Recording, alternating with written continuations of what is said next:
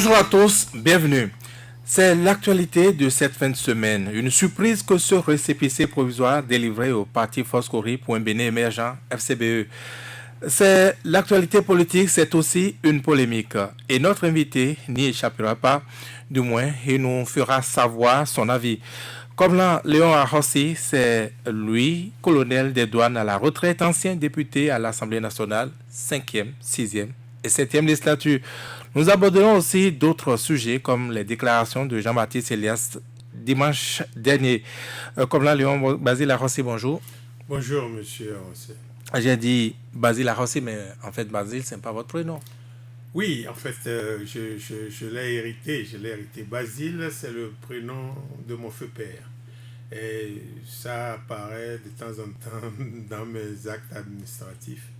Mais je suis Koblan Léon Arossi. Koblan Léon Arossi. Mais dites-nous, tout de go, vous êtes FCBE ou pas? Merci, monsieur Arossi. Je ne suis pas FCBE. Et je voudrais dire tout de suite que je n'attraperai pas d'ulticaire. Je n'attraperai pas d'ulticaire à avoir une carte d'adhésion FCBE. Parce que FCBE, c'est un grand parti. FCBE est un parti de l'opposition. Mais il est vrai que lorsque je me suis retrouvé en difficulté avec l'Union sociale libérale, j'ai choisi d'emprunter les couleurs de FCBE pour aller aux élections législatives. Mais je le redis, il n'y a pas à avoir d'ulticaire en ce qui me concerne à avoir une carte d'adhésion FCBE. On parlera d'ailleurs de FCBE au cours de cette émission en partie, mais vous avez eu des difficultés, avez-vous dit, avec le parti USL. Qu'est-ce qui s'est passé? Oui, vous savez, USL est un parti jeune qui d'ailleurs s'enracine. Mais moi, comme vous l'avez dit à l'entame, j'ai été député de la 5e, 6e législature. L'USL est né quand j'y étais à la 7e. J'ai une lecture des choses que j'ai apprises quand j'étais à l'Union fait la Nation. Et on ne s'entendait pas sur l'essentiel. Pour ne pas entraver ma libre expression et pour ne pas gêner l'évolution de l'USL dans le sens où le souhaitaient les membres fondateurs, j'ai dû m'éclipser pour leur permettre de continuer. Cela dit, il n'y a aucune rancune entre les membres de l'USL et moi. On continue de se rencontrer aux réunions de l'opposition, tout se passe bien, mais j'ai voulu choisir un autre cadre pour continuer, j'allais dire, mon combat politique. Mais vous n'avez pas de parti politique aujourd'hui, apparemment. Vous n'êtes pas non plus FCBE, vous avez dit. C'est pas nécessaire parce que je connais beaucoup de gens, parce que je lis beaucoup les réseaux sociaux, je lis la presse.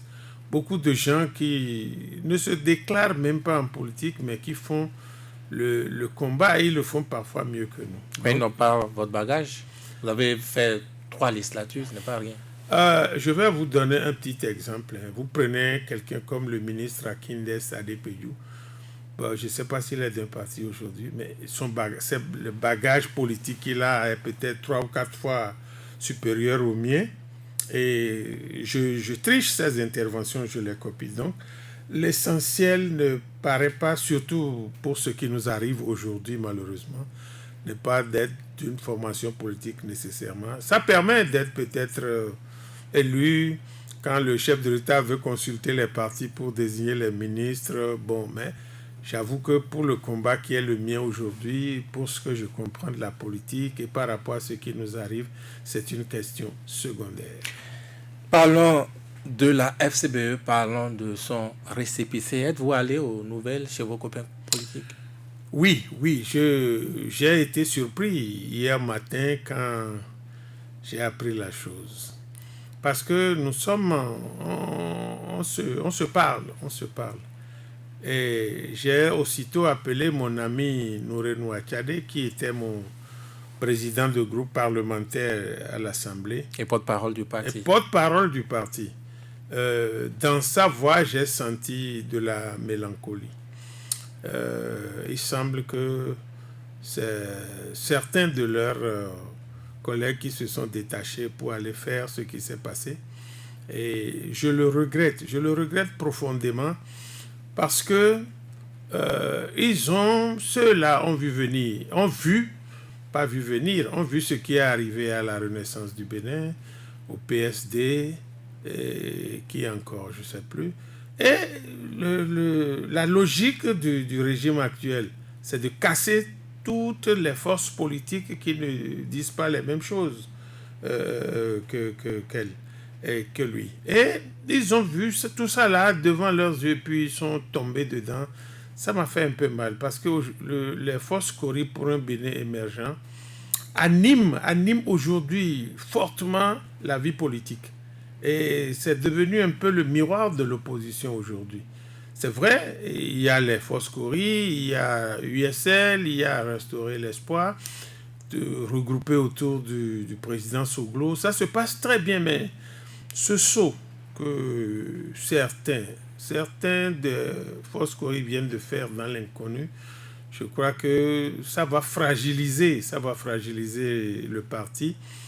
Mais en venant dans votre studio ce matin, j'ai lu une publication du président d'honneur qui m'a réconforté.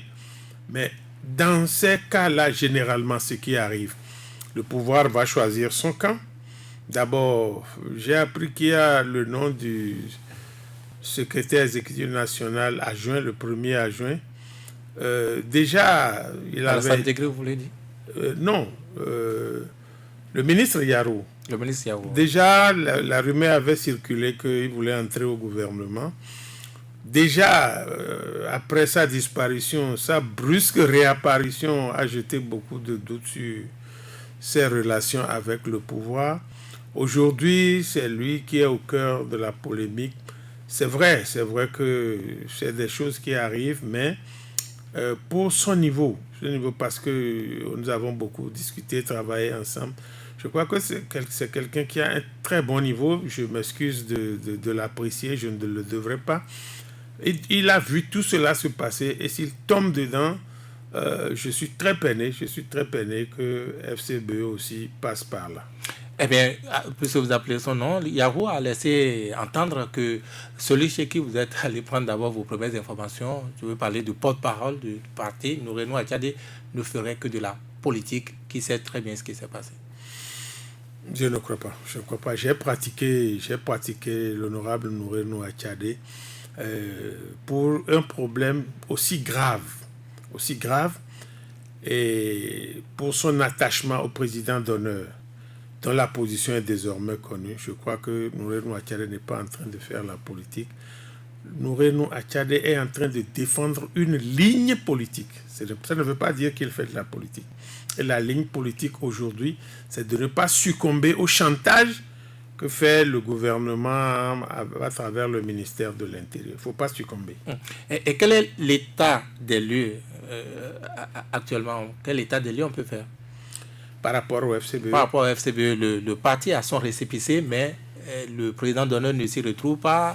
Une bonne partie de l'ancien bureau ne s'y retrouve pas.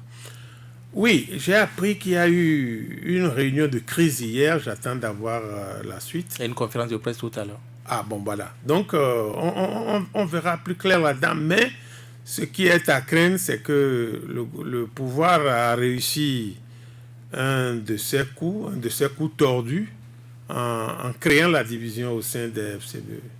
C'est bien dommage. Mais ceux dont le récépissé porte le nom, je ne les vois pas tenir devant la machine FCBE que constitue le reste de la troupe. Mais ceux-là seraient partis, si c'est confirmé, seraient partis avec et le logo et le nom du parti. Ce n'est pas rien, ça, non? Voilà, le débat de la justice revient ainsi. Le débat de la justice revient. Et comme vous savez que notre justice est sous haute pression, vous verrez ce que ça va donner. C'est tout cela qui fait de la peine. Mais ça va être engagé. On verra la suite. Mais c'est bien dommage ce qui est en train d'arriver au FCBE. C'est bien dommage. Eh bien, nous allons revenir à présent aux déclarations de Jean-Baptiste Elias. C'était dimanche dernier. Vous l'avez suivi. Quelles ont été vos impressions? Qu'est-ce que vous avez ressenti? Merci. Jean-Baptiste Elias, je crois que par moment, je le critique même en face de lui, je le lui dis. Mais je crois qu'il a fait une très bonne sortie. Parce que les partis, puisque c'est comme ça qu'on les appelle, Union progressiste et Bloc républicain, n'en sont pas un. Ah bon? Oui, mais vous avez suivi. Je vais vous donner un tout petit exemple. Est-ce que ces deux partis peuvent aujourd'hui nous apporter la traçabilité des cautions qu'ils ont payées? Pour vous, vous soupçonnez qu'ils n'ont rien payé?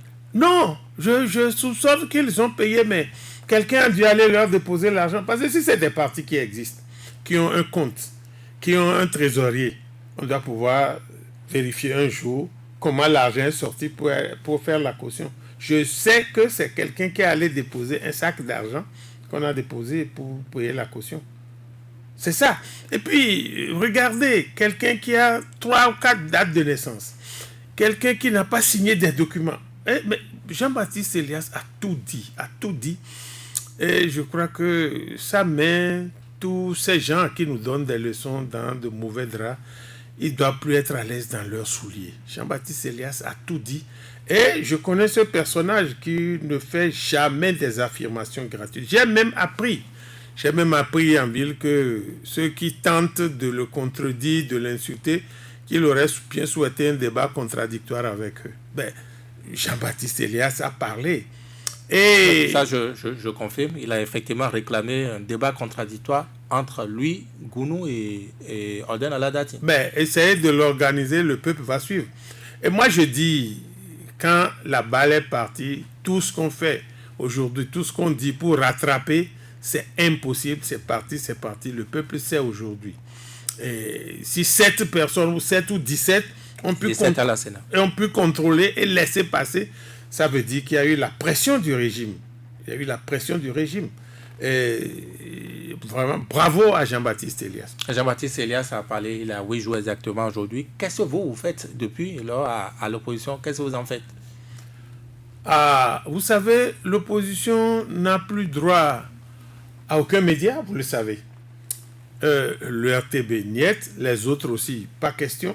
C'est comme par hasard, nous venons, vous au moins, vous nous donnez un coup de pouce. Encore que cette belle radio, j'ai vécu les débuts aujourd'hui, par moments ça parle et puis vous entendez la musique, vous entendez des choses. Donc l'opposition ne dort pas, ça je peux le dire. L'opposition ne dort pas. Et nous avons de petits comités qui se regroupent, qui travaillent, qui réfléchissent. Et j'ai répondu à un de mes anciens collègues députés quand il a parlé de Jean-Baptiste Elias. Je lui ai répondu, on a traité ce qu'il a dit en groupe. Et moi, j'ai porté la plume, je lui ai répondu. C'est vrai qu'il n'était pas content, comme il a dit, incident clos. Mais l'opposition ne dort pas. Et vous savez que même quand l'opposition demande l'autorisation pour faire une marche, les maires n'acceptent plus. Aucune radio. Il y a une télé qui laissait passer un peu, mais on l'a fermée parce que quand on lui inflige des impôts impossibles à payer, je dis que c'est prémédité. Donc voilà un peu les conditions dans lesquelles l'opposition travaille. Mais je voudrais vous rassurer que quelle que soit la longueur de la nuit, le jour va se lever. Mais qu'est-ce que l'opposition allait faire après avoir entendu ces déclarations qui viennent comme en appui? Puisque certains certains acteurs de l'opposition disaient déjà la même chose, mais une voix de cette position, censée être neutre, viennent en appui à l'opposition. Vous aviez juste besoin de tribune pour vous exprimer, pour dire qu'il a raison. Monsieur Avancé, je vais vous lever un petit point de voile. Il y a un groupe de juristes qui s'est saisi de la question et qui réfléchit. Parce que certainement dans les prochains jours, on va saisir les tribunaux. Si le président de l'autorité nationale de lutte contre la corruption a pu le dire, c'est qu'il doit avoir une part de vérité, que la justice fouille et situe les responsabilités. Et à l'international, qu'est-ce qui est prévu, qu'est-ce qui est fait? À l'international, je n'ose pas vous dire ce qui est en train d'être fait, mais nous sommes en liaison avec l'international, nous sommes en liaison, et au fur et à mesure qu'il y a des choses qui ont besoin d'être sues, nous ne manquons pas de communiquer. Voilà ce que je peux vous dire. Mais est-ce que vous rassurez les Béninois? Ça, c'est ce que vous faites, ça? Non, c'est ce que vous faisiez avant le 28 avril, c'est ce que vous avez continué à faire. Personne. Notre rôle, notre devoir, c'est pas de rassurer. Nous disons les choses comme nous les analysons, comme nous les constatons. On a l'impression que vous n'existez plus aujourd'hui. Oui, mais j'ai souvent dit que pour être de l'opposition, on n'a pas besoin de payer un droit d'adhésion. Si quelqu'un n'est pas d'accord avec ce qui se passe, mais il rejoint le groupe, il émet ses idées, il fait ses suggestions, on les discute, on les partage ensemble. Ça, c'est une manière de botter à la touche tout ce qu'on vous dit. Non, je ne botte rien à la touche. On prend, quand quelqu'un dit on prend, mais quand les gens critiquent de façon très sévère, c'est comme si on était payé pour travailler à l'opposition. On n'est pas payé pour ça. On ne peut pas vous critiquer pour vous faire... Non, je suis d'accord avec les critiques, mais voilà les réponses que j'apporte. Ce sont mes réponses. Ça n'admet pas les critiques, ça. Non, ça admet. Maintenant, si, malgré nos réponses, ceux qui critiquent ne sont pas satisfaits, mais qu'ils viennent, qu'on fasse l'expérience ensemble. C'est encore beaucoup plus démocratique. Qu'ils viennent. Autrement dit, vous avez besoin de ressources aujourd'hui. C'est ça la raison de votre panne? Surtout de ressources humaines. Ceux qui pensent que l'opposition ne réfléchit pas suffisamment, mais qu'ils rejoignent le groupe. Vous n'avez pas l'impression que ce régime est décidément plus musclé que cette opposition aujourd'hui? Tous les régimes ont été toujours plus musclés que l'opposition. Lorsque vous avez le pouvoir, que vous avez la force publique, vous êtes nécessairement plus fort. Mais malgré ça, nous ne reculons pas. Nous faisons dans les limites de ce que nous pouvons faire. Ça, il faut le reconnaître. Cela vous a coûté les législatives, cela vous a coûté l'exil pour beaucoup d'entre vous, cela vous a coûté aujourd'hui le départ de Boni Yayi et tout. C'est pas petit comme dégâts, ça. Mais ce n'est pas la première fois dans l'histoire. Vous risquez de ne plus exister à cette Non, c'est ça qui n'est pas possible. C'est ça qui n'est pas possible. On existera. Mais jusqu'à la fin du régime, on sera là. Combien parmi vous, on voit encore aujourd'hui, vous avez parlé de manifestations qu'on ne peut plus organiser. Oui. La dernière fois que vous avez parlé, je ne me rappelle plus.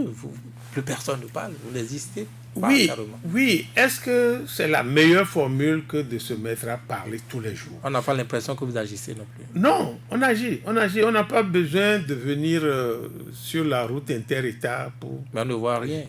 Oui, d'accord. Mais nous savons que nous agissons. Et puis, je vais vous dire quelque chose. Ça fait longtemps. Je n'en ai aucun souvenir d'ailleurs que dans notre pays, des gens ont manifesté les mains vides et qu'on a ouvert le feu comme si c'était sur un champ de bataille. Et on a tué plus d'une dizaine de personnes. Vous savez, cela impacte le comportement des gens.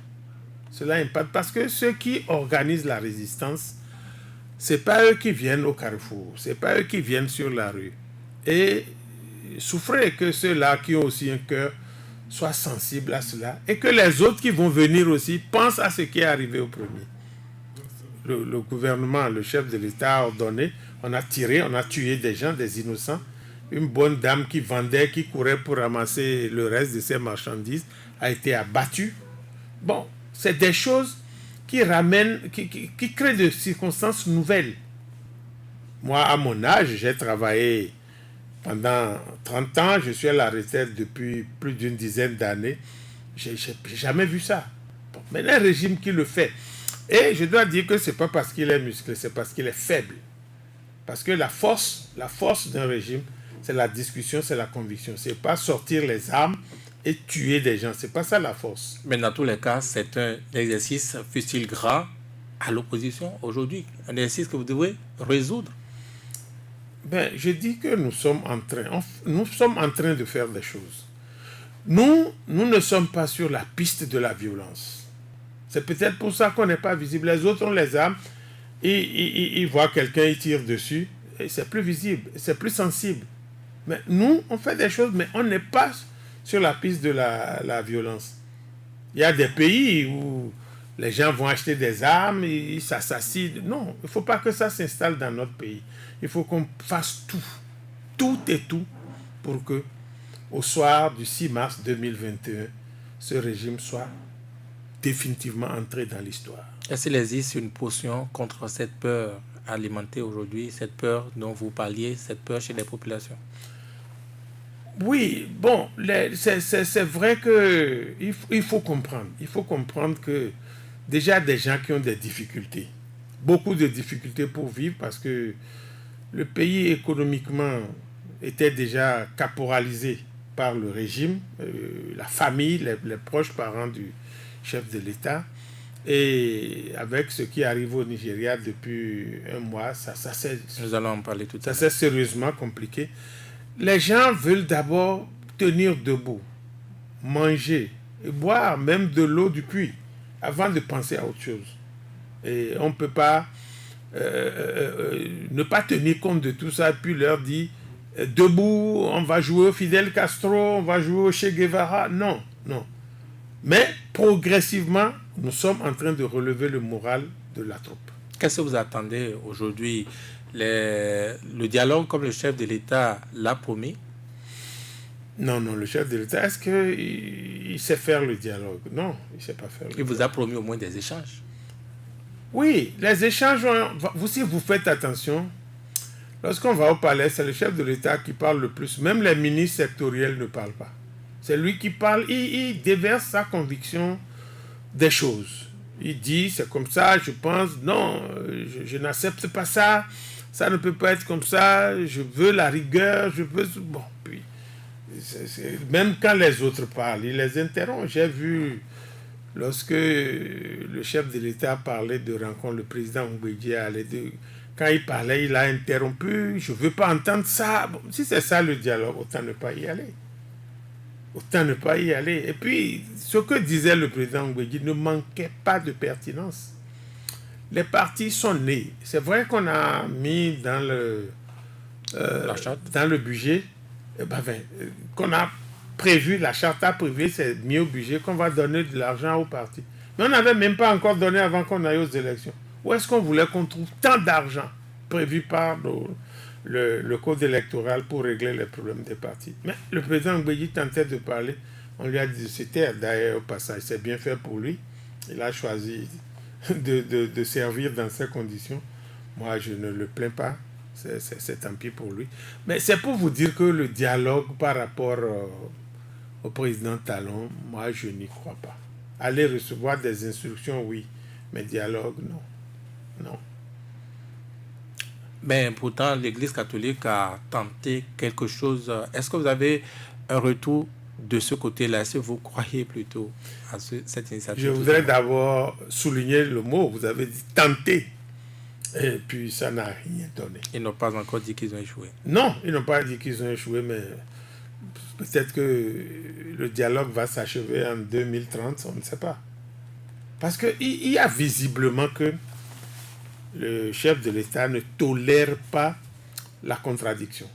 Il ne tolère pas la contradiction. Si vous vous mettez devant lui pour dire, Monsieur le Président, vous avez hérité d'un pays saccagé, banalisé, détruit, il sourit. Ben, si vous allez là-bas lui dire que c'est lui qui est en train de détruire, de saccager, de banaliser, mais il vous arrête. Il ne veut pas entendre ça. Mais voilà en fait le PSO, c'est sa nature. C'est sa nature. Et on doit en tenir compte pour le combattre. C'est tout. Ben, on ne peut pas le combattre comme on a combattu Yahi, qui, lorsqu'il sent qu'il est dans l'erreur, recule. Mais on est en face d'un personnage, presque Dieu, qui n'est jamais dans l'erreur. Jamais. Et puis avec des ministres bouche cousue, qui ne disent rien, peut-être en aparté, quand ils sont avec leurs amis, ils respirent profondément. Mais ils évitent de parler. Mais alors, vous voulez qu'on tire quoi d'un tel dialogue? Mais s'il n'y a pas de dialogue, vous qui n'aimez pas la violence, vous en sortez comment?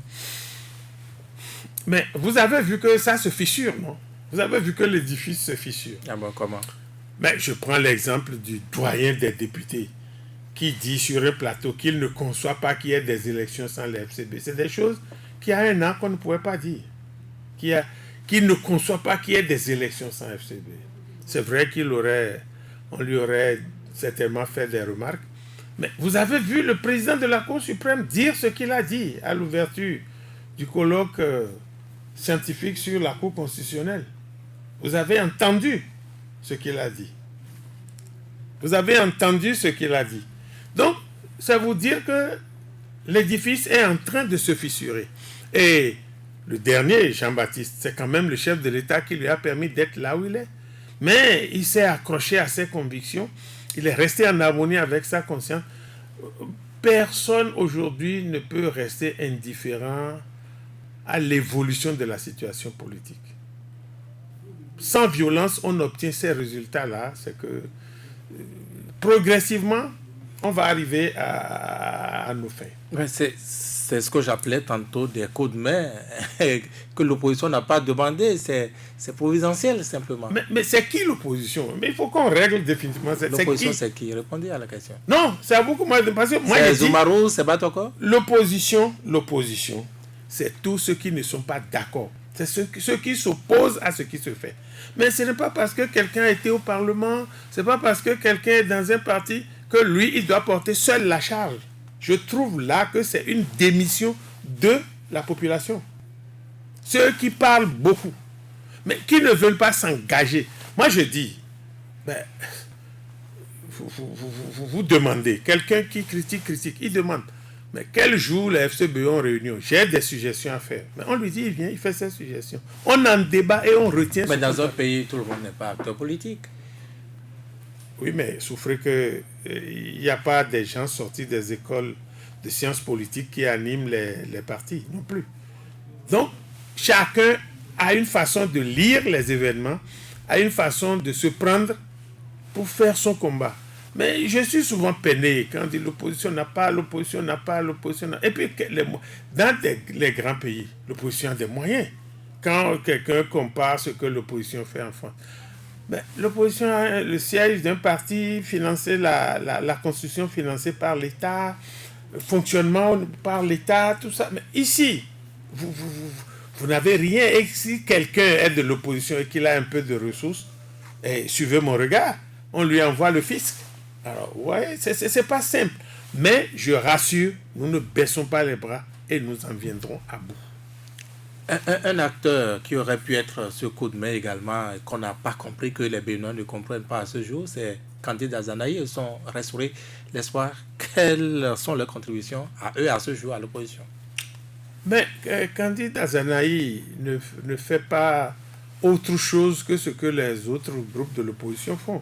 Candide, il anime beaucoup de conférences. Et on a l'impression que les conférences ne disent rien. Les points de presse ne disent rien. Mais Candide Azanaï n'est pas un patron d'entreprise. Ce qu'il peut faire avec les moyens qu'il a, moi, je pense honnêtement qu'il le fait. Qu'est-ce que vous puisez des conférences de presse de ces sorties des jeudis?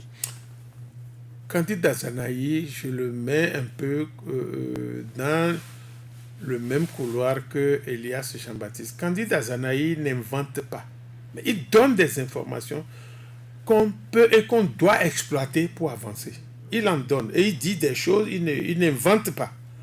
Ce n'est pas inutile. Ce n'est pas seulement... C'est de ça que vous avez besoin aujourd'hui.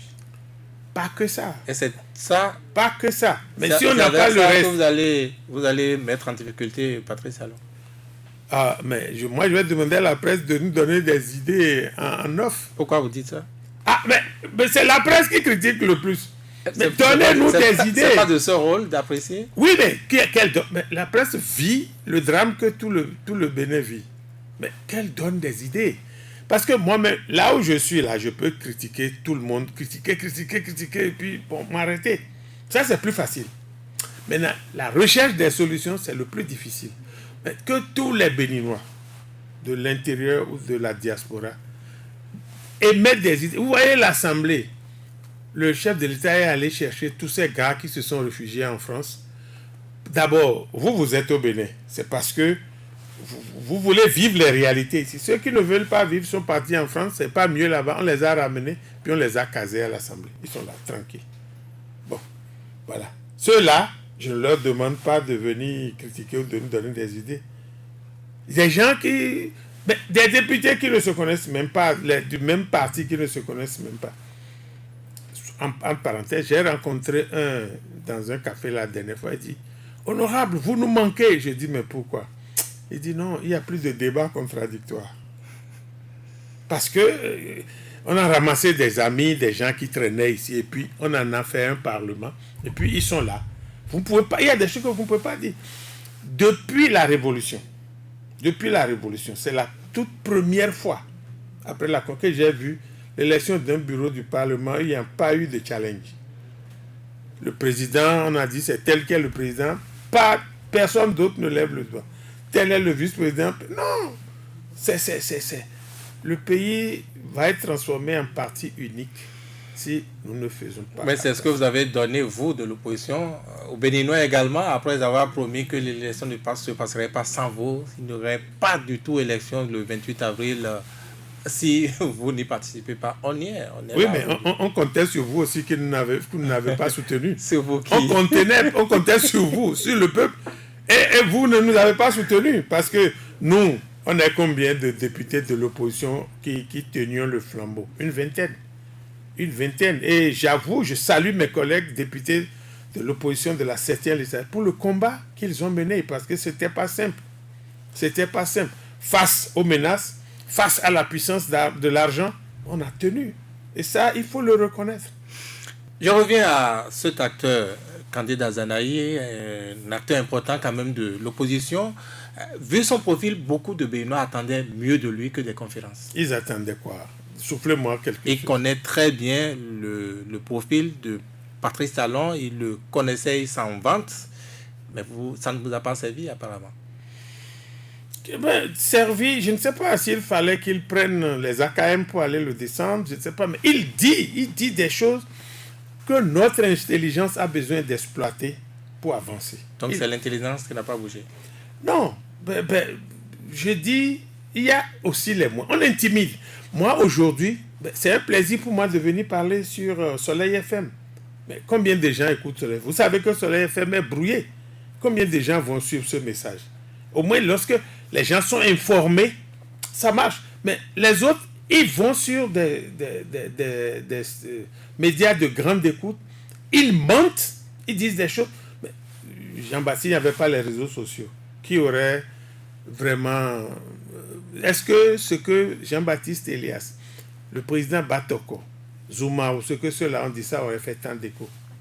C'est un peu tout ça. On est en face. Est-ce que vous ne refusez pas de faire votre combat selon le contexte, selon les moyens dont vous disposez? Mais c'est ce qu'on fait. On le fait selon le contexte et selon les moyens. On ne refuse pas. Mais on n'a jamais été face à un régime de Saddam Hussein, là. Ce qu'on a là, c'est Saddam Hussein. Ah bon, vous le comparez à Saddam Hussein? Mais un régime où on tue les gens parce qu'ils sont dans la rue, ils disent ne sont pas contents.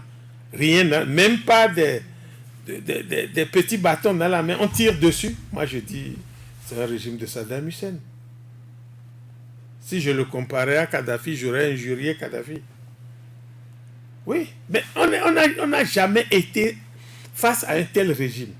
Notre population, notre peuple ne s'est pas préparé à ça. Et puis, vous voyez, le Bénin n'est pas de cette nature. Vous aviez un fils qui était en exil et qu'on persécutait entre griffes.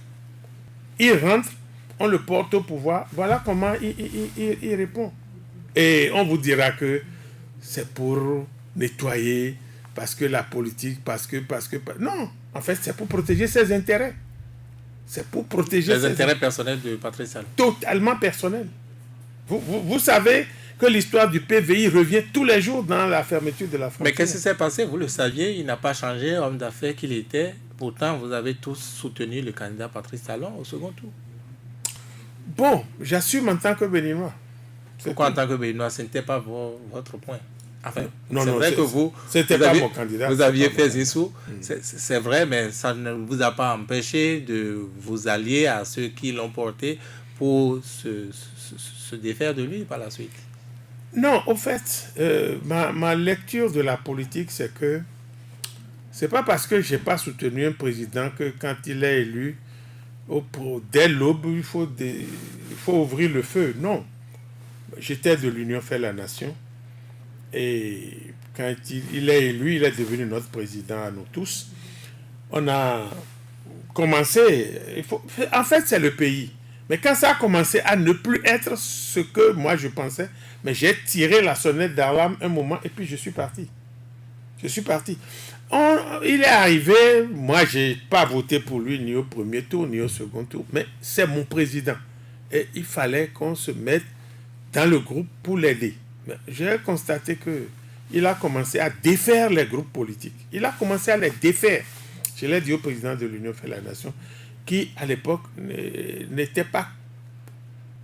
n'a pas émis un avis contraire. Le président Bruno Amoussou. Bien sûr, je lui ai dit. Je suis resté, au moment où je suis resté très collé au président Amoussou parce qu'il a une expérience en dehors de la politique.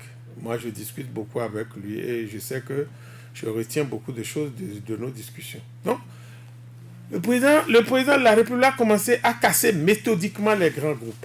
Alors, moi, j'ai attiré l'attention avec des exemples. Comme ça n'arrêtait pas, je suis parti. Voilà, je suis parti et ça peut coûter ce que ça va coûter. Ben, la terre tournera toujours autour du soleil.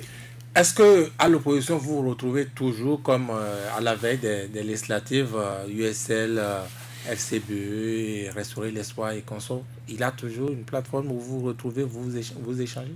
Beaucoup plus consolidé d'ailleurs maintenant. Ah bon? Beaucoup plus consolidé parce que USL, Restaurer l'Espoir, FCBE, les communistes. PSD, PCB, on se retrouve tous, souvent autour du président Soglo, on échange, on discute.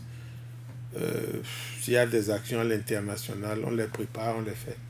Quels sont vos rapports avec des partis à mi-chemin entre opposition et le pouvoir, des partis comme celui de Houdé, de Dame Prudencio par exemple?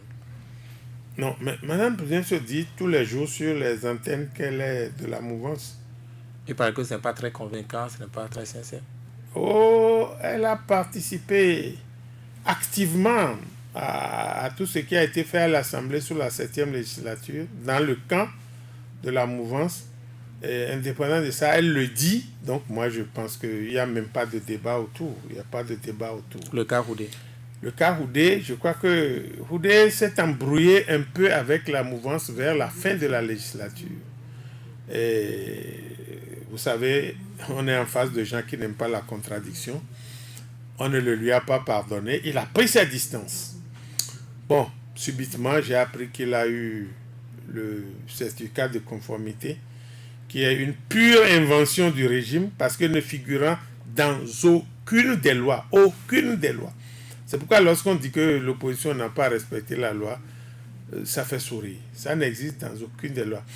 Les lois ont été très corsées et Pallon et compagnie ne pensaient pas qu'on pouvait les affronter. À la dernière minute, ils ont créé le ministre. La loi dit que quelqu'un qui dirige une institution impliquée dans les élections ne peut pas être responsable d'un parti. C'est clair dans la loi.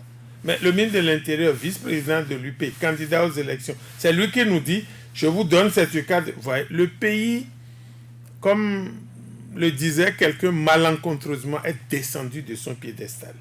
Ce n'est pas des choses bien.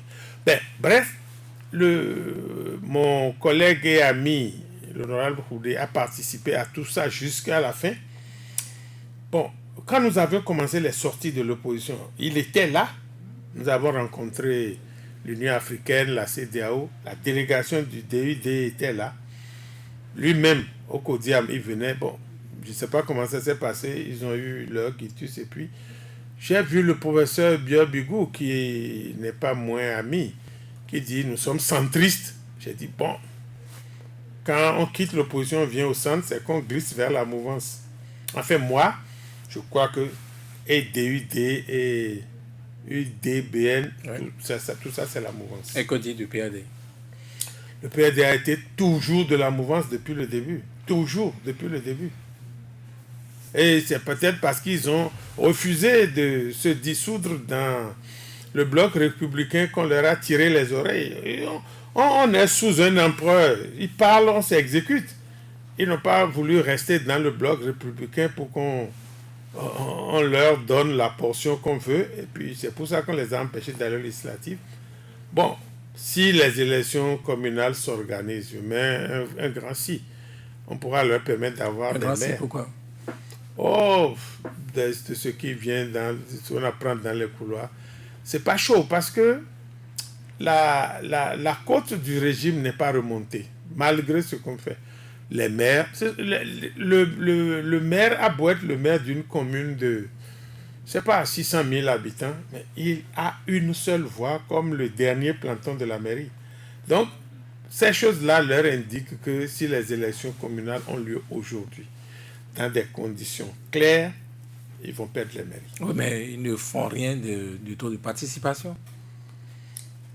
Non. Si les élections ont lieu dans des conditions normales, tout le monde ira. Le taux de participation ne sera plus les 5% de la dernière fois. À ce jour, il n'y a pas beaucoup de partis d'opposition qui existent officiellement, donc ce n'est pas probable que vous allez aux élections. Mais alors, je vous ai senti accentuer le mot officiellement. Oui, c'est les officiels qui donnent le cachet officiel aux choses. Si les gens ne veulent pas que vous y alliez, ils trouveront. Peut-être qu'on va trouver qu'en plus du certificat de conformité du ministre de l'Intérieur, il faut que le ministre de la Défense aussi en donne un autre. Mais, et puis, les lois, vous verrez comment les lois seront votées. Je ne sais pas, je ne suis plus parce que pour moi, ce n'est pas un parlement. Il n'y aura pas qui sont ceux qui sont pour, qui sont ceux qui sont contre. Vous ne verrez plus ces choses-là. Donc, les gens vont meubler notre arsenal juridique. Arsenal juridique de ce qu'ils veulent. De ce qu'ils veulent. Ils vont le meubler. Et puis, si les gens disent que le chef de l'État va tenir à sa parole, il ne sera pas candidat en 2021. Je ne sais pas si c'est parce qu'il va tenir à sa parole ou parce qu'il serait fatigué. Mais les schémas, on va nous dire c'est tel qui sera candidat et pour rassurer son élection, on va créer les conditions. J'apprends qu'il y a des idées, il va y avoir le parrainage des députés. Aucun opposant n'a de député à l'Assemblée. C'est tout réglé si c'est ça. On aura des candidats UDBN, on aura des candidats Moël, on aura des candidats FCDB, voilà des choses qu'on apprend pour les présidentielles. Que ceux-là, qui va voter pour eux. Et puis on nous donnera un ministre des Finances du gouvernement, au cas où le patron n'irait pas, pour dire à la jeunesse, voilà, on vous donne un candidat jeune, et puis voilà. Non, de toutes les façons, quand c'est comme ça, le peuple ne se met pas en condition de développement.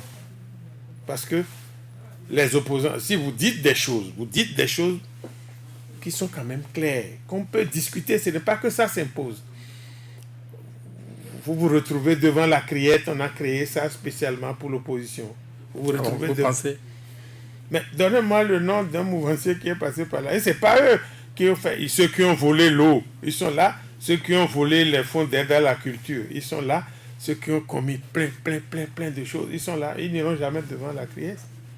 Mais on vous dira que l'ancien directeur de la CNCB, il n'est pas moins mouvancier, moins du pouvoir. S'il était député, il ne serait jamais allé en prison. On a fini. Son rôle est terminé après les élections présidentielles. Bon, de temps en temps, on va piocher dans la troupe anonyme quelqu'un et on dit voilà, on a puni, c'est tout. Il a été victime de ça, sinon il n'a pas fait pire que ce que moi je vois. Les machines agricoles, vous savez combien de milliards ça nous a coûté? Mais ils sont là et chaque jour ils deviennent plus forts.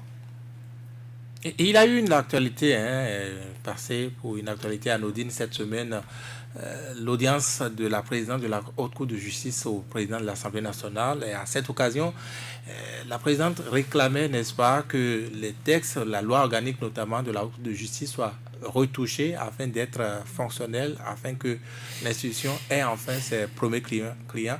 Beaucoup ont vite vu dans la ligne de mire, n'est-ce pas, du pouvoir, Maître Adrien Mbedji et sa gestion qui a été critiquée il y a quelques mois, quelques semaines. Bon, c'est vrai que nul ne peut se prévaloir de ses propres turpitudes. Ce qui arrive à mettre au président Adrien Mbedi, il l'aura voulu. Apparemment, vous l'aimez beaucoup. Je suis resté très collé à la personne jusqu'au début c'est vers fin 2016 que nos points de vue ont commencé à se séparer, à s'éloigner. Sinon, depuis qu'il a été le candidat unique de l'Union fait la nation, heureusement que tout ça là s'est pas terminé comme on le voulait. Ah bon, heureusement. Vous en arrivez juste là. Heureusement qu'on n'a pas vécu cette essence. Qui n'a pas été le président de la République. Heureusement pour le pays. Parce que ce que j'ai vu à l'Assemblée, les dégâts... J'avais, au cours d'une émission sur Canal 3, dit que les ressources de l'Assemblée étaient en difficulté. Les comptes étaient au rouge. Je l'avais dit. Oh, ça a soulevé un tollé. Aussi, il règle des problèmes personnels. Aujourd'hui, on est là. Je vais vous donner 3 petits exemples de ce que le président Mbedi a fait de notre institution parlementaire. En fin de législature, l'année 2019, c'est une année de fin de législature. Tout le monde ne revient pas. On renouvelait l'assurance santé jusqu'à fin décembre systématiquement pour tout le monde. On renouvelait l'assurance des véhicules jusqu'à fin décembre systématiquement pour tout le monde. Mais ça n'a pas été fait. Pourquoi? Il paraît qu'il n'y avait pas les sous. Pourtant, le budget qu'on a eu n'est pas inférieur à ceux qu'on avait toujours eu. De toute façon, j'ai fait 3 législatures. Le budget n'a pas été inférieur. Où est passé l'argent? Ça, c'est une première question. Et selon vous, la réponse c'est quoi? Mauvaise gestion. L'argent a été utilisé. Mais j'ai dit... L'argent a été investi ailleurs, dans autre chose. Oui, mais je vais vous donner un exemple d'investissement. Sous le président Mbedi, on a acheté des motos d'escorte à l'Assemblée. L'Assemblée n'a pas une section escorte. C'est la garde présidentielle. Oui. On envoie l'escorte quand on en a besoin. Mais on a acheté des motos. Alors, appréciez. Pendant qu'on se battait pour dire qu'on va délocaliser le siège du Parlement, on a mis un bâtiment là. Tout le monde critique pour le confort des députés, de vous les députés. Quel confort? Il faut visiter le bâtiment pour voir s'il y a du confort là-dedans. Bon, bref. Mais chaque député était censé avoir un bureau. Enfin, moi, je n'ai pas eu. Certains collègues étaient à 2 dans des petits couloirs, mais moi, je n'en ai pas eu. Ce n'était même pas nécessaire parce que, les gens ont fait ça parce que la législature précédente a laissé beaucoup d'argent. Ils se sont dépêchés de le bousiller, excusez-moi le terme. Ils ont dépensé plus de 3 milliards qui étaient restés là. Laissés par Nago. Par la législature de Nago. Ils ont dépensé. Donc voilà un peu. Aujourd'hui, s'il va devant la haute cour, si j'étais avocat, je n'irais pas le défendre. Je n'irais pas le défendre. Et la rumeur apporte. Et ce n'est jamais totalement faux. Qu'on veut le contraindre à retourner au bloc républicain. Si son salut passe par là, il n'a qu'à y aller parce que je crois que politiquement, il a suffisamment sacrifié les militants du PRD pour ses intérêts personnels maintenant. Mais quelle histoire vous avez avec Maître Adrien Mbedi? Quand vous parlez de lui, on sent que vous ne l'aimez pas du tout. Je l'ai trop aimé. Et j'ai été très déçu. Je l'ai beaucoup. Mais déçu par quoi? Vous avez des problèmes personnels? Pas du tout. Mais je vais vous dire quelque chose. Le poster de Maître Mbedi est resté dans mon salon. Jusqu'à la fin du second mandat de Boni Yayi. Et quand les gens voyaient ça, ils disaient, mais qu'est-ce que ça fait là? J'ai dit, mais j'aurais pu avoir le poster de Obama chez moi. J'aurais pu avoir le poster de George Washington. Si c'est des gens que... Et puis j'ai le poster de de Rollins chez moi. C'est resté. Mais avec le temps, le rapprochement, j'ai compris que je ne pouvais plus continuer. C'est tout. Et de la même façon que j'étais passionnément proche de lui, je me suis éloigné catégoriquement et systématiquement. C'est tout. C'est vrai que Mais vous ne lui reprochez que l'achat des motos. Non, j'ai donné un exemple. Oui. Il fut un moment où les cotisations à la Caisse nationale de sécurité sociale des agents prélevées sur leur salaire n'ont pas été versées. Ah bon? C'est des choses qui ont des traçabilités. Allez vérifier, non? Et si le député à Ouanveuba en vient à dire ce qu'il a dit, vous croyez que c'est... Non. Non, ils sont des adversaires politiques, et je dirais des adversaires jurés aujourd'hui. Ça peut s'expliquer. Oui, mais ça veut dire que ce que l'autre couvrait hier, il a fini par le dire. Et s'il le dit en public... Et ça également, c'est un problème.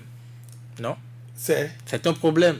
Bien sûr, s'il le dit en public, ça veut dire allez vérifier. S'il le dit en public, s'il le disait dans la rue, dans 2 ou 3 personnes, s'il le dit à l'Assemblée, ça passe sur les médias, ça veut dire que ce n'est pas faux. Moi, je l'avais dit et on m'avait accusé. Je l'avais dit, j'avais prévenu, on m'avait accusé. Ben, il n'a qu'à aller faire le contrôle. Les missions, il faut qu'on vérifie tout ça. Nous, qui ne sommes plus retournés là-bas, l'Assemblée a des dettes envers nous. Ça ne s'est jamais produit. L'Assemblée a des dettes envers nous, des primes de cession qu'on doit nous payer, qu'on n'a pas reçues, et que peut-être qu'on ne recevra jamais. Bon, mais ce n'est pas le plus important, mais ce qui lui arrive, il n'a qu'à se débrouiller pour gérer. Voilà. Parlons d'une autre actualité, la fermeture de frontières avec le Nigeria. Pour beaucoup, enfin pour certains, c'est un coup de main à l'opposition. Oh non, pas l'opposition, pas un coup de main à l'opposition. Vous savez, notre économie, depuis longtemps, ça c'est pas sous le régime de Patrice Talon, notre économie ne cherche pas à prendre ses marques. On est dans la réexportation éternelle. Ce n'est pas une bonne chose. Et pendant que les autres sont en train de se battre pour structurer leur économie, notre rôle de plaque tournante de réexportation les déstabilise. C'était déjà arrivé sous Shehu Shagari. C'est revenu. Président nigérien toujours. Oui. C'est revenu sous Buhari. Quand il avait fait coup d'État, il était arrivé au pouvoir. C'est revenu sous lui. Et ça revient encore. Bon. Il faudrait. Voilà que. On a un président qui seul connaît tout à toutes les solutions. Sinon, on s'assoit pour savoir ce qu'il faut faire. Parce que ça, là, je ne lis pas le système globalement. Moi, je ne le lis pas à un régime. Mais par contre, cette réexportation ne profite pas au pays. J'ai vu des documents signés du ministre Ouadaï où, sur les camions de Dangote qui traversent le pays, on perçoit, je crois, 80 000. Le trésor public n'a que 25 000. 50 000 francs au PVI, 5 000 francs au CNCB. Ça circule sur les réseaux, ça. Mais quand le pays doit faire ces efforts-là, le pays doit créer ce climat des affaires pour que ça ne rapporte qu'à une seule personne ou à un petit groupe. Ce n'est pas bon non plus. C'est par rapport à ça que ceux qui ne sont pas pour la façon dont les affaires sont gérées jubilent. Moi, je ne jubile pas parce que, vous savez, les plantations maraîchères dans le Mono, c'est plein. C'est pas que dans le Mono, mais je suis allé à une réunion à Agoué dans la semaine. Les paniers de tomates le long de la voie, ça fait pitié. Le PVI ne ressent pas ça. Et puis les gens du PVI sont suffisamment rassasiés. Ça ne leur dit pas grand-chose. Donc moi, je ne me réjouis pas. S'il y a des gens qui disent que c'est un coup de main à l'opposition, je crois que c'est un peu exagéré. Cela n'a pas valu tout au moins un tout petit communiqué non plus de la part de l'opposition, d'un parti de l'opposition. Ben, on aurait envoyé le communiqué à Soleil FM, ils auraient brouillé. Non, mais brouillé, il a les réseaux sociaux. Vous savez par quel canal communiquer. Il n'y a pas que Soleil FM. Oui, mais ce communiqué, ça aurait fait quoi? Ça aurait fait quoi aux paniers de tomates qui sont alignés de Ila Kondi jusqu'à Grand Pont? Qu'est-ce que vous dites de la gestion de cette crise par le gouvernement? Est-ce que le gouvernement s'en soucie en fait? Vous savez, il y a un ego trop poussé. Un ego trop poussé, ça fait que les difficultés sont en face, on ne les reconnaît pas. Il faut d'abord reconnaître la difficulté, chercher les causes, les origines pour gérer. Et puis, on est dans un système où les ministères, bon, il fallait des ministres, on les a nommés, mais est-ce que vous entendez des ministres prendre parole? Dans les grandes démocraties, il y a des ministres qui prennent la parole, qui disent des choses. Mais ici, il faut marcher sur les œufs. Il faut marcher sur les œufs. Ça a toujours été ainsi, non? Non, pas toujours. Ah bon. Ça avait toujours été ainsi sous les autres régimes? Non, je ne crois pas. Je crois pas. Je suis pas très, très, très vieux, mais je suis pas très, très, très jeune non plus. Il y a des choses. Il y a toujours une tendance à canaliser un peu. Mais ici, ce n'est pas canalisé, c'est caporalisé. C'est pas canalisé. C'est l'opposant qui parle. Bon, c'est l'observateur politique. Pour certains, ce qui arrive du Nigeria également désigne possible le PVI à travers son promoteur ou ses promoteurs. Non, ça, je n'en doute pas. Mais moi, je continue de penser que ce n'est pas à cause du PVI que la frontière est fermée. Mais je dis, le PVI fait un mauvais usage des recettes qu'on collecte. Le PVI prend la grande partie. Mais j'ai été douanier. Il y avait les vérifications depuis notre temps. Je suis parti à la retraite, ça fait 13 ans et plus. Il y avait déjà les vérifications Cotecna, SGS, il y avait tout ça. Mais ça n'a pas donné les résultats aussi. 80, les douaniers sont devenus comme les clébés des fonctionnaires du PVI. Il n'y avait pas tout ça. L'inspecteur des douanes, moi je sais que ce n'est pas simple. Je sais que ce n'est pas simple. J'ai passé 2 années académiques à l'école des douanes pour avoir mon diplôme d'inspecteur. Aujourd'hui, c'est les gens du PVI qui doivent valider. Est-ce que... C'est vrai qu'il y avait un douanier qui était là, qui n'est même plus là d'ailleurs, mais les douaniers, les techniciens de la chose, que l'État a formé à grand frère. Expliquez-nous comment le PVI fonctionne aujourd'hui par rapport à la douane. Comment ça marche? C'est en fait le PVI qui valide les valeurs. Et ce n'est pas... C'est-à-dire les douaniers travaillent, sont les artisans et c'est l'ordinateur, les machines PVI qui valident les données, c'est ça? C'est pas... Non. Il y a des fiches qui circulent. Vous importez. Mais de notre temps, quand un commerçant vient, il dépose son dossier, on n'a même pas besoin d'interroger quelqu'un pour savoir si c'est faux. On n'a même pas besoin d'interroger. Il y avait les séminaires. De notre temps, on savait la fourchette, par exemple, entre le tissu wax, on savait jusqu'où ça pouvait descendre et jusqu'où ça pouvait monter. Mais aujourd'hui, ça n'existe plus. Vous faites, moi j'interroge les agents. Vous faites, il faut que le PVI valide.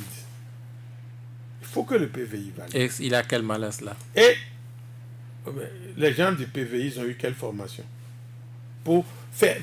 C'est comme si vous dites que le médecin fait un diagnostic et il faut aller peut-être voir le directeur financier de l'hôpital ou quelqu'un pour... Non. En fait, la douane aurait pu faire tout cela à elle seule.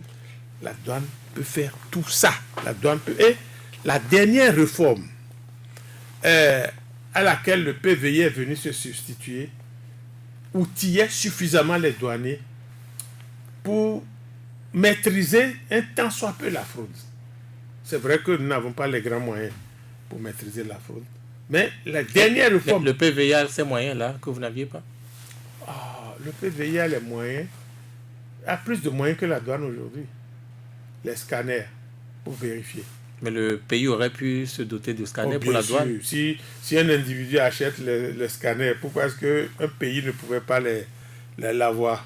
Le pays pouvait. Mais ça fait partie des faiblesses de l'ancien régime. Quand vous voulez être président et que vous avez besoin d'un sponsor, il vous met ces conditions. Ça fait partie des conditions du chaos de 2011. Dans quel autre pays il a des usages du genre PVI? Le Togo, la Côte d'Ivoire, le Sénégal. Ils ont aussi leur PVI comme ça. Bon, pas comme ça. Ils ont leur contrôle à l'importation. Contrôle par un privé. Oui, il y a des sociétés qui sont spécialisées dans ça. D'ailleurs, pour la petite histoire, PVI n'a pas gagné le marché. PVI n'a pas gagné l'appel d'offres. PVI s'est caché sous SGS.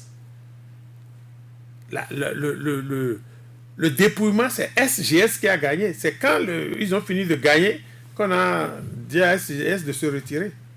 Donc, il y a des gens qui ont formé leurs fonctionnaires pour donner un coup de main à la douane.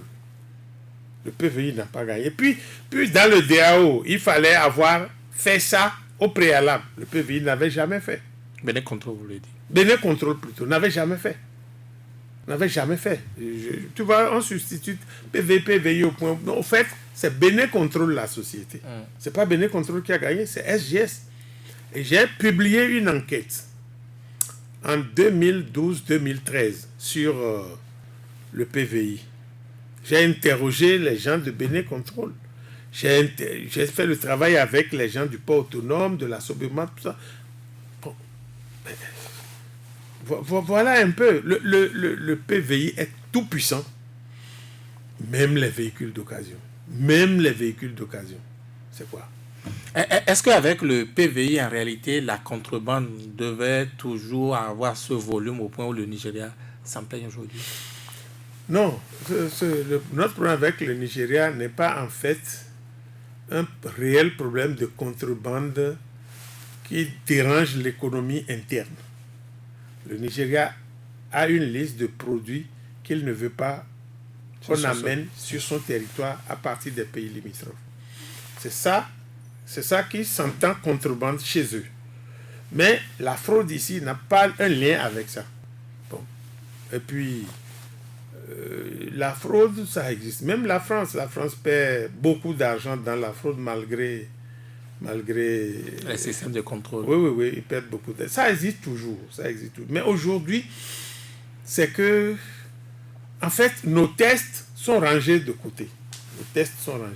En fait, c'est vrai, vous n'avez pas soutenu le candidat Patrice Talon, mais entre deux tours, il avait été question, n'est-ce pas, d'un accord pour ne pas se faire payer bien ce qui avait été gagné à la cour d'Abidjan. Il avait été question du PVI également. Comment ça s'est conclu? Bon, moi, je n'étais pas dans le groupe de ceux qui ont signé les accords de deuxième tour avec lui. Puis vous avez dû vous renseigner, non? Ils se sont tous fait piéger. Parce que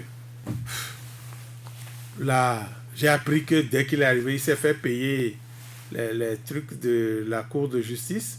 Il s'est fait payer cela et il a encore pris PVI. Il a repris PVI. Donc il s'est payé doublement. Mais vous savez, je crois que c'est le personnel de la ruse même. Quand le ministre, alors ministre de la Justice, Djogbenou, l'avait dit que désormais on va gouverner avec ruse et rage, il n'a ajouté que la rage. C'était déjà la ruse. Dès que les élections présidentielles sont passées, tout ce qu'il avait dit, c'est rangé. Plus rien. On ne voit plus rien venir. Donc, moi, je dis, les gens là se sont fait avoir. Point. Et puis, il y avait une mauvaise appréciation des choses. On a trop développé le racisme. Lionel, c'est un blanc. Il ne faut pas voter pour un blanc. Je comprends notre langage, nous, descendants de Béhanzin, Bioguera et tout ça. Mais, je trouve que on a évité un danger pour courir le pire. Je trouve qu'on a évité un danger pour courir le pire. Je reviens aux élections et à l'opposition. Est-ce que vous préparez, vous êtes dans la logique des communales et municipales de l'année prochaine? Bien sûr. Mais pas à n'importe quel prix. Pas aller prendre un récépissé ou un certificat de conformité à 1h du matin dans les couloirs du ministère de l'Intérieur. On veut, ça dit, il faut libérer l'espace politique, comme l'a dit le ministre Soumarou, doyen des députés. Il faut libérer l'espace politique. Quand on dit qu'on est compétiteur, c'est là qu'on le trouve. C'est pas en trichant tout le temps qu'on est compétiteur. Si on libère, l'opposition va rafler la plupart des mairies. Ça, ils le savent. Ils le savent. Pour d'autres, aller aux élections communales, c'est accepter, c'est valider la 8e législature, c'est finir avec ce débat de reprendre, de reprise, n'est-ce pas, des législatives. Non, c'est pas ça. Aller aux élections après avoir obtenu le certificat de conformité suite à un congrès, ça légitime que les partis n'existaient pas. Si on fait un congrès aujourd'hui pour se faire légitimer, ça veut dire qu'on n'existait pas. C'est cela le débat. Et c'est cela que le ministère de l'Intérieur glisse insidieusement. Vous faites ça, faites ceci. Et puis, ceux qui ont eu là, ils ont fait congrès où? UDBN, ils ont fait congrès où? On dit à l'opposition, réunissez-vous dans une maison, faites les papiers, signez, on va vous faciliter. Non. Ce qui est caché derrière, c'est d'arrêter la revendication de l'illégitimité de ce qui est installé à Porte-Novo. Mais si vous ne pouvez pas changer les choses, est-ce que cela ne vaut pas mieux de mettre en parenthèse cette période-là, cette élection, et faire face au reste maintenant, peut-être commencer par multiplier les victoires comme vous le souhaitez, vous le pensez? Monsieur Avancé, il vaut mieux mourir la tête haute que de vivre esclave. Il vaut mieux mourir. Vous pensez que c'est le cas? Il vaut mieux mourir la tête haute au combat que de vivre dans la servitude. Non. Ça n'existe dans aucune loi. Le trio Diogbenou, président de la République et ministre de l'Intérieur ont décidé de créer cette situation. Et puis, mais quel héritage nous allons laisser? Si 2 ou 3 personnes se lèvent, le Parlement est là, eux ils font une loi et puis ils disent c'est ça. Non. Nous allons prendre à présent quelques auditeurs qui peuvent nous appeler au numéro habituel 66 75 72 72 ou le 64 44 02 44.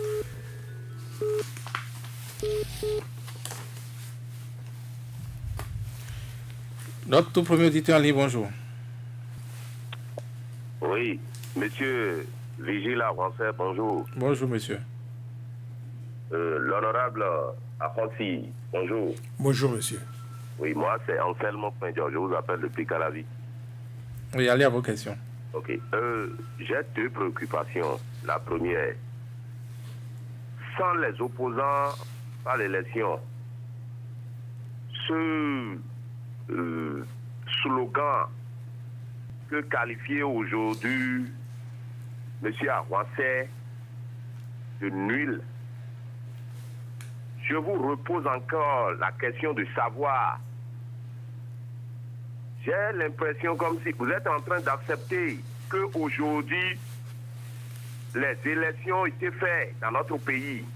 Si oui, qu'est-ce que le président, M. Jean-Baptiste Elias, est en train de reprocher aujourd'hui? Est-ce que l'Assemblée, les députés, sont représentés normalement au peuple béninois aujourd'hui parce que les députés sont élus pour contrôler l'action gouvernementale? Ce qui se passe aujourd'hui, vous êtes sûr que les actions de gouvernement ont été contrôlées par les députés actuels? Deuxième question. Les gens parlent aujourd'hui de vice-président dans notre pays. Vous m'écoutez? Oui, allez à vos questions. Ok, on parle aujourd'hui de vice-président. D'ailleurs, quelqu'un l'a posé question, les journalistes ont posé la question au chef de l'État. On parle de vice-président. Le président répond que c'est son ami personnel. Pourquoi est-ce que tout le monde peut s'apprendre aujourd'hui de président Talon? Est-ce que vous êtes en train de faire les enquêtes et pour, c'est-à-dire de contrôler si les sociétés appartenant au chef de l'État ou certains payons normalement leurs impôts. Qu'est-ce que vous, les opposants, vous êtes en train de faire à ce niveau? Je vous remercie. Merci. Deuxième auditeur, bonjour. Bonjour. Bonjour, monsieur le journaliste. Oui, votre nom. On m'appelle Juan Florent. Je vous appelle de monsieur. Oui. Bonjour, monsieur l'honorable. Bonjour, monsieur Pan. Et je vous admire beaucoup. Merci. Et ce que j'aimerais comprendre, et parce que quand on reçoit les gens de la mouvance sur le plateau, c'est qu'ils ne font que chanter que vous êtes à la base, c'est-à-dire l'opposition a voté les lois qu'ils respectent aujourd'hui maintenant. Les lois sur les élections au cours de la 7e législature. Et que vous autres, les députés de l'opposition, vous avez contribué au vote de ces lois. Et c'est pour cela que et tient coûte à l'application de ces lois. Donc c'est ça qui vous a exclu des élections passées. Qu'est-ce que vous en pensez de cette question? Parce que c'est vous qui êtes resté à l'Assemblée, vous savez ce qui s'est passé là. Et nous, le peuple, ne sommes pas d'accord avec la même. Merci. Ma deuxième préoccupation, Oui. c'est que j'aimerais vous inviter, et au niveau de l'opposition, à rester beaucoup unis, quelles que soient vos divergences. Parce que ça ne manque pas dans n'importe quelle association. Restez collés. Et vous allez voir que le peuple va vous soutenir au moment opportun. Je vous remercie. Oui. Merci beaucoup. Troisième auditeur, bonjour. Monsieur Vigile Avanceur, bonjour. Bonjour. Eugène Ewaignon, c'est mon nom. Honorable. Monsieur Ewaignon. Eugène Ewaignon, c'est mon nom. Oui, monsieur Ewaignon, bonjour. Honorable, Oui. à vous écouter dans votre exposé, vous vous plaignez un peu trop. Je vous comprends. Je comprends l'amertume. Mais dites-moi, on aurait fait comment si c'était une autre personne à la tête du pays? Je m'explique. On prend le cas du président candidat Zissou. Il aurait fait mieux ou pire que le président Talon, vous croyez? Je poursuis en disant, ne voyez-vous pas que une partie, en fait, je dirais oui, une partie de nos amis de la zone résidentielle ont été mouillés parce que quand je prends le cas avant la révolution, mais l'affaire Kovac, l'affaire j'oublie cette affaire, mais c'est en une heure que tout a été réglé et puis on a avancé. Vous allez me dire, nous sommes en démocratie et qu'on leur a demandé d'aller rester dans leur maison. Mais ça va perdurer aussi longtemps la souffrance du peuple et puis ils auront les bras croisés. Troisième pour finir. Vous avez hérité d'un pays saccagé, fragmenté, fragilisé. Vous avez dit que c'est ça qu'il aime écouter. Le contraire, et le visage change. Mais lorsqu'on a dit tout ça, vous avez hérité d'un pays fragilisé, fragmenté. Et qu'à la fin, soi-même, on a reçu ce fragment au visage. On fait comment à la fin? Bon dimanche. Merci, monsieur Ewaignon. Quatrième auditeur, bonjour. Vous êtes en ligne, bonjour. Oui, veuillez diminuer le volume de votre poste. Emmanuel Avlessi, monsieur Vigile. Oui, allez-y, Emmanuel. Honorable, Oui. bonjour à vous. Bonjour, monsieur Avelsi. Merci. Et merci pour tout ce que vous faites pour le développement du pays, honorable. Merci. Visiblement, quelques... Béninois, avec la fermeture des frontières nigériennes. Vous devez être dans une zone difficile de réseau ce matin, Emmanuel Ablessi. Oui, Vigile, permettez, c'est vrai, avec tout ce type de réseau là, permettez. Non, ça ne peut pas aller. Désolé, ça ne peut pas aller. Nous allons prendre un autre auditeur à la suite. Bonjour. Oui, bonjour. Oui, votre nom, s'il vous plaît. Sébastien Yonrosso. Oui, allez-y. Et bonjour, honorable Rossi. Bonjour, monsieur Yonrosso. Je vous aime, je vous admire. Merci beaucoup. Mais votre démission et du l'USL en sourdine, sans justification claire, pose un problème éthique à mon niveau. Chacun pouvait l'interpréter de sa manière et cela ne fait pas bien à votre honorabilité pour les générations à venir. Mais le problème n'est pas là. Car le problème du Bénin aujourd'hui, ce n'est pas les partis politiques. Aujourd'hui, c'est comment faire pour libérer le Bénin et que nous revenons sur la voie démocratique. Bon, première question, à quoi servira les récépissés aujourd'hui si vous, l'opposition, n'a pas de députés à l'Assemblée nationale? Parce que c'est là où tout se décide. Et je ne sais pas si aujourd'hui on va donner les récépissés.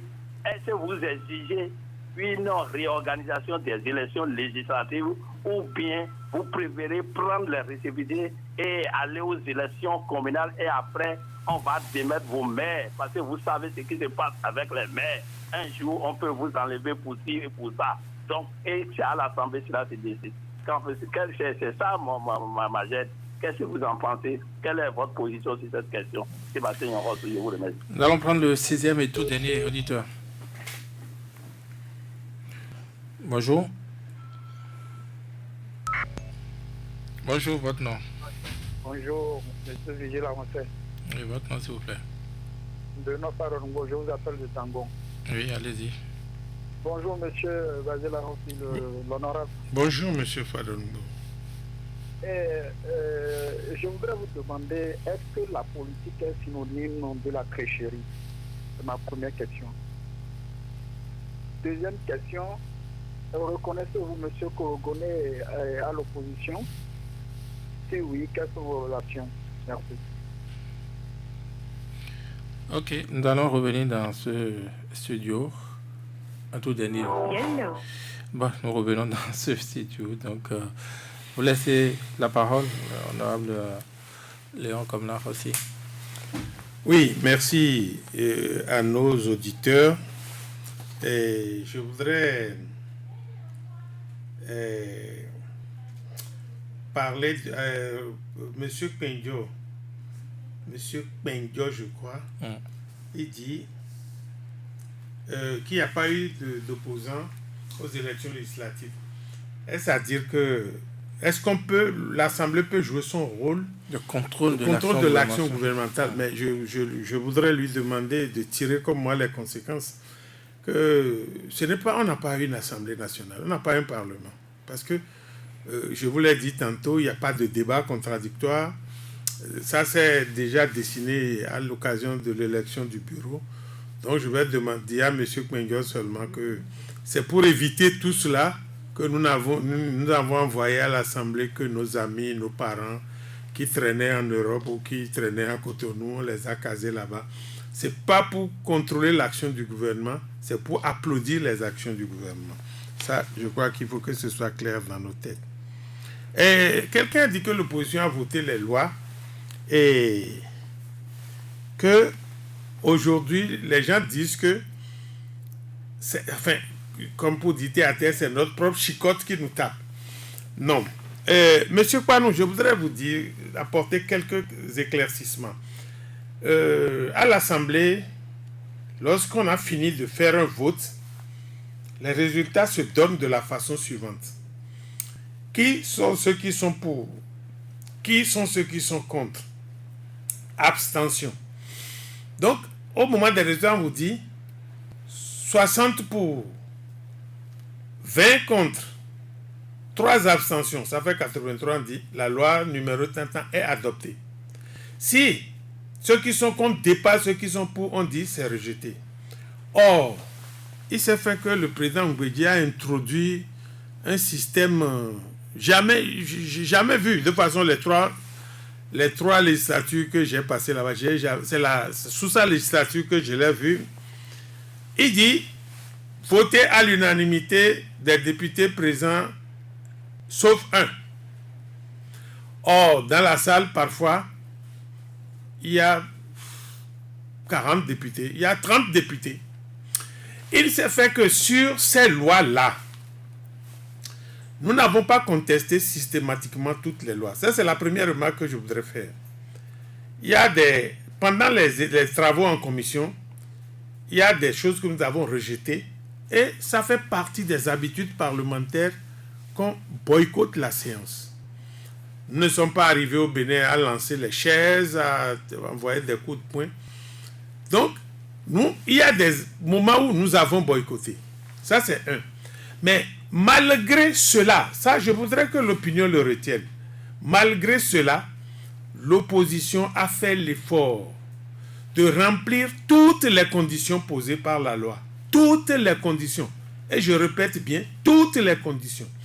C'est lorsque le pouvoir s'est retrouvé face à la volonté de l'opposition de surmonter les obstacles qu'il a créé le certificat de conformité qui devait être délivré par le ministre de l'Intérieur, vice-président du prétendu parti Union progressiste et candidat aux élections législatives. Or, dans le code électoral, c'est déjà interdit, M. Saka l'a fait. Dans la charte des partis. Dans la charte des partis, c'est déjà interdit. M. Saka Lafia, au poste où il est, il ne devait pas briguer de responsabilité à la tête d'un parti. Donc, il y a violation. Et c'est celui-là, candidat concurrent, qui devait donner le certificat. Mais là-dessus, vous n'avez jamais saisi la Cour constitutionnelle? Non? La Cour suprême a été saisie, la Cour constitutionnelle a été saisie. Et quelle a été la suite? Je ne me rappelle plus. Mais ce qui est sûr, c'est que nous ne sommes pas allés aux élections. Mais vous savez qui est président de la Cour constitutionnelle? Donc, nous ne sommes pas allés aux élections. C'est le certificat de conformité décrété par la Cour constitutionnelle du professeur Djogbenou à 3 semaines des élections qui a empêché l'opposition d'aller aux élections. Donc, ce n'est pas par rapport à la loi. Ça, je voudrais que l'on le retienne.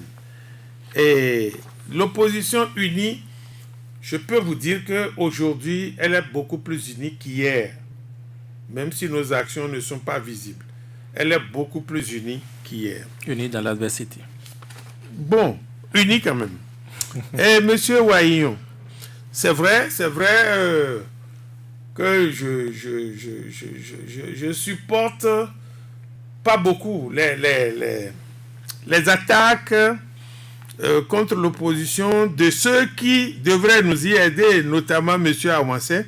C'est vrai que je reviens souvent là-dessus. Excusez-moi, c'est une de mes faiblesses. Bon, si c'était Zissou, je ne peux pas vous dire s'il aurait mieux fait. Mais je suis en train de juger le régime actuel sur ce qu'il fait. Et j'aurais jugé Zissou sur ce qu'il aurait fait. Mais Zissou n'ayant pas le PVI, n'ayant pas le coton, n'ayant pas la NACAD, je présage que ça aurait été légèrement mieux. Je présage. Mais je ne peux pas vous dire ce qu'il aurait fait.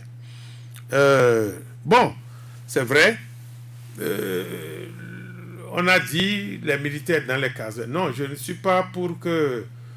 Je ne veux pas un débat de force, comme le gouvernement le fait. Moi, je ne suis pas pour un débat où... Parce que quand ça commence, on ne sait pas comment ça se termine. Les exemples du Rwanda, même ce qui se passe au Congo, le Burundi. Moi, je voudrais qu'on arrive à obliger le gouvernement à comprendre que le débat doit être un débat d'idées et non que le débat soit tranché en faveur de celui qui détient la force publique. Mais on y arrivera, soyez sûrs. La fermeture des frontières, ça ne nous arrange pas. Ça ne nous arrange pas. Moi, je cultive pas. L'opposition ou le pays? Ça n'arrange pas le pays. Donc, ça n'arrange pas l'opposition. Parce que l'opposition, ce n'est pas elle qui cultive la tomate, les carottes, les choux. Mais ce sont nos parents. Opposition ou mouvance, ce sont nos parents. Mais si la gloutonnerie de nos dirigeants amène les autres, parce que je vois de plus en plus sur les réseaux sociaux que Dangote est mécontent.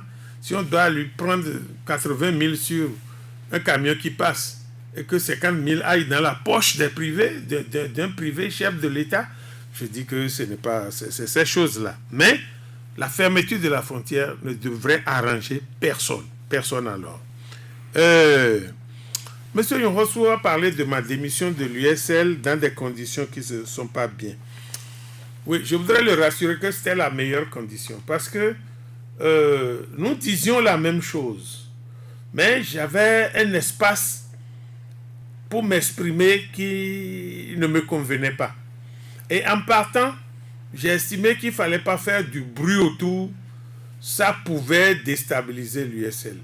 Et comme je l'ai dit pendant l'émission, l'USL, FCBE, RE, RB, PSD, on continue de se retrouver à des réunions. J'ai juste changé de position. Est-ce qu'un retour est possible? Un retour à l'USL? Non, le combat, on le mène déjà ensemble. Qu'on le gagne, c'est le plus important. Que je sois à RE, au PSD, à RB, qu'on gagne le combat, il me semble que ça va être le combat le plus difficile et le plus dur qu'on aurait livré. Si on le gagne, mais pourquoi est-ce qu'on ne peut pas réfléchir à ce que tout ça là devienne un seul parti? Alors, peut-être que c'est la voie que vous avez désormais avec FCBE et son courrier qui vous sont désormais arrachés. Bon, de toutes les façons, je dis, je suis parti, je ne suis pas parti très loin de l'USL, puisqu'on est restés tous dans l'opposition, on continue le combat ensemble. Oui, il faut libérer le pays. Vous avez parfaitement raison. Le pays est enchaîné, le pays est dans les geôles.